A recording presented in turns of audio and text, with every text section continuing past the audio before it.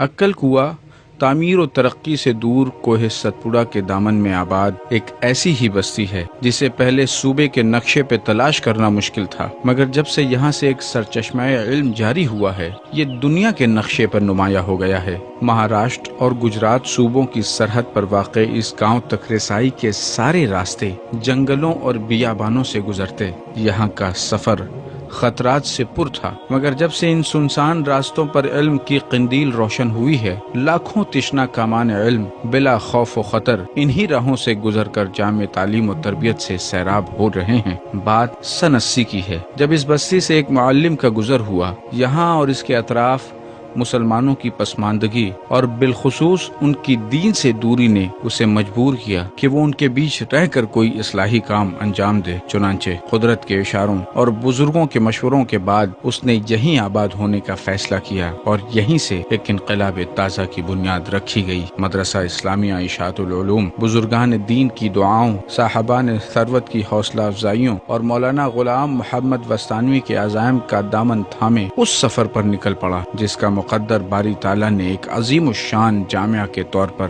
متعین کیا تھا۔ جب ہم عکل کنواں پہلی بار آئے، ہمارے دوستوں اور شاگردوں کی دعوت پر ایک ہی بات اللہ کی طرف سے دل میں بار بار آتی رہی کہ یہیں بیٹھ جاؤ۔ ہمارا پہلا سفر پورا کر جب اپنی جگہ پر دارالعلوم کنٹھاریا جہاں میں خدمت کر رہا تھا پہنچا، میں نے وہاں پہنچ کر ہمارے اکابرین علماء کو خطوط لکھے۔ اتفاق کی بات ہے کہ ہر ایک کا جواب بھی یہی آیا۔ چنانچہ میں ان بزرگوں کے مشورے سے پھر میں نے عکل کنواں کے بارے میں اپنے دل میں یہ بات ٹھان لی کہ اب مجھے اپنی زندگی کے جتنے بھی دن باقی ہے وہیں گزرنا ہے، وہیں مرنا ہے۔ گاؤں کی مکرانی پھلی مسجد سے متصل ایک چھوٹے سے کمرے میں چند طلبہ اور مولانا یعقوب و حافظ اسحاق صاحبان کی رہنمائی میں درس و تدریس کا یہ قافلہ چل نکلا۔ مولانا غلام محمد وستانوی کے اخلاص کو دیکھتے ہوئے جلد ہی بستی کے لوگ بھی اس مشن سے جڑنے لگے۔ مولانا کی ایک آواز پر حاجی یعقوب اور حاجی محمد سلیمان صاحبان نے 10 ایکڑ زمین وقف کر دی۔ مولانا نے اکابر علماء کی مسلسل رہنمائی میں مدرسے کی منصوبہ بند توسیع کا کام شروع کیا۔ ملک بھر سے طلبہ جوق در جوق داخل مدرسہ ہونے لگے۔ حفظ کی چھوٹی سی کلاس بڑھتے بڑھتے ایک وسیع و عریض دارالقرآن کی شکل اختیار کر گئی۔